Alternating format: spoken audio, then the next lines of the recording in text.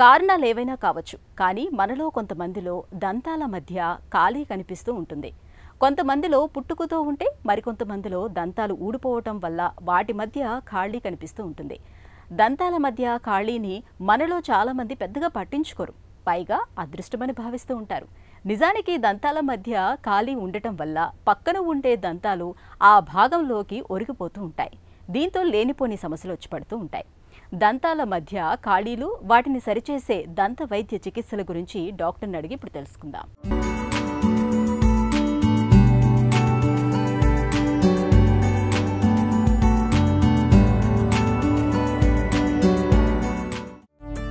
Dental spaces అంటే ఏంటి?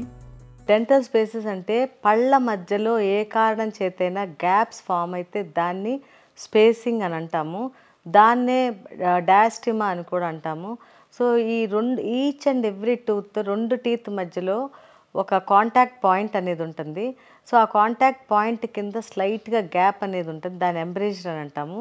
So ఇలా కాకుండా ఆ కాంటాక్ట్ పాయింట్ లేకుండా పళ్ళ మధ్యలో గనక సందు అనేది ఉంటే దాన్ని స్పేసెస్ అని అంటాము.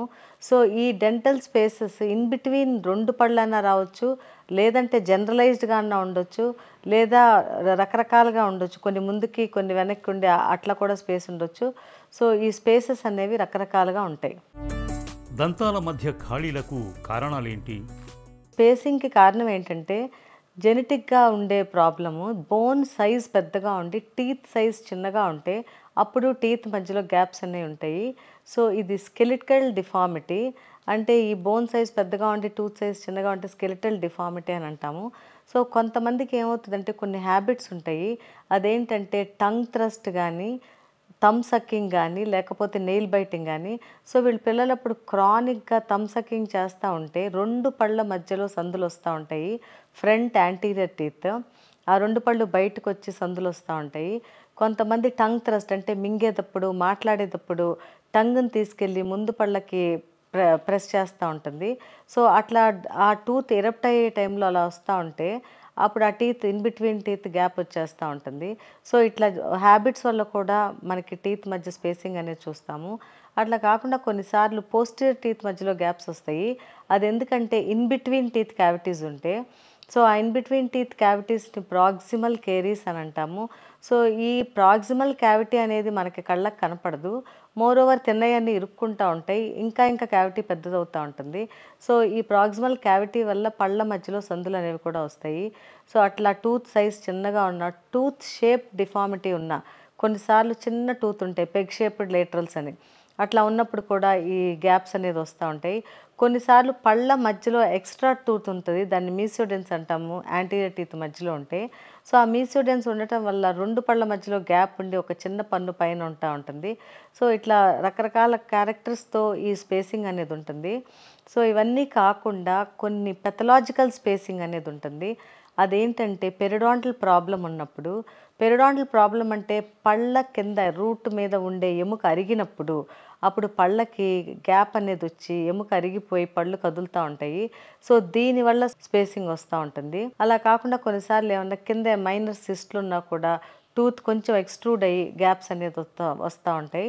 తర్వాత ఏదన్నా దెబ్బ తగిలి కూడా కొన్నిసార్లు పళ్ళు ముందుకి వెనక్కి జరిగి ఈ స్పేసింగ్ అనేది ఉంటుంది. చిగుళ్ళ సమస్యలతో దంతాల మధ్య ఖాళీలు వస్తాయా? ఇప్పుడు గమ్ డిసీజ్ ఉందనుకోండి, అంటే ఈ స్వోలెన్ గమ్స్ కానీ జింజువైటిస్ కానీ ఉంటే ఆ క్యాలిక్యులస్ అనేది లోపల జింజేవాలో డిపాజిట్ అయిపోయి ఉంటుంది. సో ఎప్పుడైతే క్యాలిక్యులస్ లోపల డిపాజిట్ అయి ఉంటుందో అది క్లీనింగ్కి కొంచెం ఇబ్బందిగా ఉంటుంది. పేషెంట్ క్లీన్ చేసుకోవడానికి గమ్ అడ్డొస్తూ ఉంటుంది. అట్లా అని క్లీన్ చేస్తే బ్లీడింగ్ ఉంటుంది. కాబట్టి వాళ్ళ బ్లీడింగ్ చూసి ప్యానిక్ అయిపోయి చాలామంది క్లీనింగ్ కూడా చేయరు. సో అట్లా ఆ లోపల క్యాలిక్యులస్ ఉండి లోపల ఎముక ఉంటుంది. ఆ బోన్ మీద క్యాలిక్యులస్ ప్రెషర్ ఎక్సర్ట్ చేసి బోన్ని రిజార్బ్ చేస్తూ ఉంటుంది. సో ఆ బోన్ ఎప్పుడైతే రిజార్బ్ అవుతుందో అదంతా ఒక రకమైన గ్రాన్యులేషన్ టిష్యూలా ఫామ్ అవుతుంది. టూత్కి 4 సైడ్ల పట్టుకోవాల్సిన బోన్ ఒక గ్రాన్యులేషన్ టిష్యూలా ఫామ్ అయినప్పుడు టూత్లో స్లైట్గా మొబిలిటీ అనేది స్టార్ట్ అవుతుంది. సో ఈ టూత్లో స్లైట్గా మొబిలిటీ స్టార్ట్ అయినప్పుడు ఈ గమ్ అనేది ష్రింక్ అయ్యి కిందకి వెళ్ళిపోతూ ఉంటుంది. సో ఎప్పుడైతే గమ్ ష్రింక్ అయ్యి కిందకి వెళ్ళిపోతుందో, అంటే పై గమ్స్ పైకి, కింద గమ్స్ కిందకి జరుగుతూ ఉంటాయో, సైజ్ ఆఫ్ ద క్రౌన్ పెద్దగా అనిపిస్తూ ఉంటుంది. తర్వాత కొన్ని డేస్ తర్వాత, అంటే కపుల్ ఆఫ్ మంత్స్ తర్వాత ఏమవుతుందంటే ఆ ఎముక అరిగిపోయిన పళ్ళు స్లోగా మైగ్రేట్ అయ్యి గ్యాప్ అనేది స్టార్ట్ అవుతుంది. అంటే 2 పళ్ళ మధ్యలో సందుల్లాగా వచ్చి టూత్ బయటకు వస్తూ ఉంటాయి. ఆ తర్వాత నెక్స్ట్ స్టేజ్ ఏంటంటే పన్ను లూజ్ అయ్యి ఊడిపోవటం. కాబట్టి మీరు ఎప్పుడైతే బ్లీడింగ్ గమ్స్ చూస్తారో, ఎప్పుడైతే మీకు గమ్స్ స్వెల్ అయి ఉంటాయో, అప్పుడు ఇమీడియట్గా దంత వైద్యుని సంప్రదిస్తే మీకు ఇటువంటి ప్రాబ్లమ్స్ అనేది ఏవి రావు. దంతాల మధ్య ఖాళీని ఎలా సరిచేస్తారు? ఈ కరెక్షన్ ఆఫ్ స్పేసింగ్ అనేది మనం depending upon the type of spacing present అనేది చూసుకోవాలి ఫస్ట్. అంటే అది ఎముక అరిగిపోవటం వల్ల వచ్చిందా, హ్యాబిట్స్ వల్ల వచ్చిందా, లేకపోతే జా సైజ్ పెద్దగా ఉండి టీత్ సైజ్ చిన్నగా ఉండి వచ్చిందా, లేదా ఎక్స్ట్రా టూత్ వల్ల వచ్చిందా, లేకపోతే టూత్ స్ట్రక్చర్ డిఫరెంట్గా ఉండి వచ్చిందా అనేది చూసుకోవాలి. సో ఇవన్నీ చూసుకుని దాన్ని బట్టి ట్రీట్మెంట్ అనేది ఇవ్వాలి.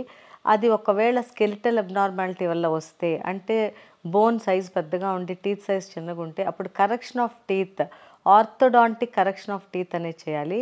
అంటే ఆ స్పేసింగ్స్ అన్నిటినీ పళ్ళని దగ్గరికి తీసుకొచ్చి క్లోజ్ చేయాలి. సో అది కరెక్షన్ ఆఫ్ టీత్ అంటాము. అది it will take 1 to 1.5 year time పడుతుంది. కానీ నీట్గా అలైన్మెంట్ అయిపోయి normal occlusion, normal aesthetic smile అనేది వస్తుంది. అలా కాకుండా కొన్నిసార్లు ఏమవుతుందంటే హై లేబియల్ ఫ్రీనమ్, అంటే పెదవి వెళ్ళి ఆ బోన్కి ఎక్కువ హై పాయింట్లో అది కూర్చుని ఉంటుంది ఆ ఫ్రీనమ్ అనేది. సో ఈ హై ఫ్రీనల్ అటాచ్మెంట్ వల్ల ఆ ఫైబర్స్ 2 టీత్ని సపరేట్ చేస్తూ ఉంటాయి. సో ఇన్ కేస్ ఆ హై లేబియల్ ఫ్రీనమ్ ఉంటే కనుక చిన్న సర్జరీ చేసి ఆ ఫ్రీనల్ అటాచ్మెంట్ని మళ్ళీ కిందకి అటాచ్ చేసి అప్పుడు ఆ టూత్ని సరి చేయొచ్చు. సో అది హై ఫ్రీనల్ అటాచ్మెంట్ ఉంటే. తర్వాత కొంతమందికి ఏంటంటే పెగ్ షేప్డ్ లేటరల్స్ ఉంటాయి, అంటే చిన్న చిన్న లేటరల్ ఉండి స్పేస్ ఉంటుంది. సో అలా ఉన్నప్పుడు ఆ లేటరల్ని మనం కరెక్ట్ చేసి దాని మీద క్రౌన్ వేసి దాన్ని కరెక్ట్ చేయొచ్చు. సో ఇట్లా రకరకాలుగా మనం ఈ స్పేసింగ్ అనేది క్లియర్ చేయొచ్చు. కొంతమందికి ఈ టంగ్ థ్రస్ట్ వల్ల కానీ, లేకపోతే ఏదైనా హ్యాబిట్స్ వల్ల కానీ 2 పళ్ళ మధ్యలోనే గ్యాప్ ఉంటుంది. ఆ 2 పళ్ళ మధ్యలో గ్యాప్ని మనం జస్ట్ ఫిల్లింగ్తో చేయొచ్చు, కాంపోజిట్ ఫిల్లింగ్స్ అని. సో ఈస్థెటికల్గా కరెక్ట్గా natural contour of the tooth తీసుకొచ్చి ఫిల్ చేస్తే బాగుంటుంది. సో ఇది ఎక్కువ లైఫ్ ఉండదు కాబట్టి మనం పర్మనెంట్గా క్లోజ్ చేయాలంటే పర్మనెంట్ వెనీర్స్ అని ఉంటాయి. ఆ క్రౌన్స్ మీద వెనీర్స్ లాగా వేసేస్తే ఎటువంటి ఇబ్బంది ఉండకుండా చాలా ఈస్థెటిక్గా, కంఫర్టబుల్గా ఉంటుంది. సో ఇది కాకుండా పెరిడాంటల్ ప్రాబ్లం వల్ల కనుక స్పేసింగ్ వస్తే, అంటే దానికి ఒక ఎక్స్రే తీపిచ్చి లోపల బోన్ లాస్ ఉందా లేదా అని చూసుకోవాలి.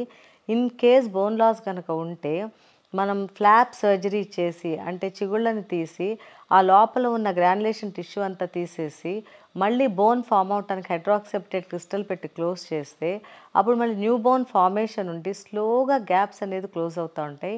సో అది కరెక్షన్ ఆఫ్ గ్యాప్స్ పెద్ద సర్జరీ. అది ఏంటంటే పెథాలజీ ఉంది కాబట్టి కింద. సో ఇట్లా డిఫరెంట్ ప్రొసీజర్స్తో, అంటే డిపెండింగ్ అపాన్ ద ఇటియాలజీ, ఉన్న సిట్యుయేషన్ ఏంటి దాన్ని బట్టి ట్రీట్మెంట్ అనేది ఇవ్వాలి. సో ఇవన్నీ ఉండి నార్మల్గా గ్యాప్స్ ఉండి, అంటే healthy adult normal gaps in between front teeth కానీ, జనరలైజ్ స్పేసింగ్ కానీ ఉంటే, సో బెస్ట్ ఏంటంటే వెనీర్స్ ఇచ్చేసి కవర్ చేయటం, లేదా కాంపోజిట్ ఫిల్లింగ్స్, లేదా కరెక్షన్ ఆఫ్ టీత్.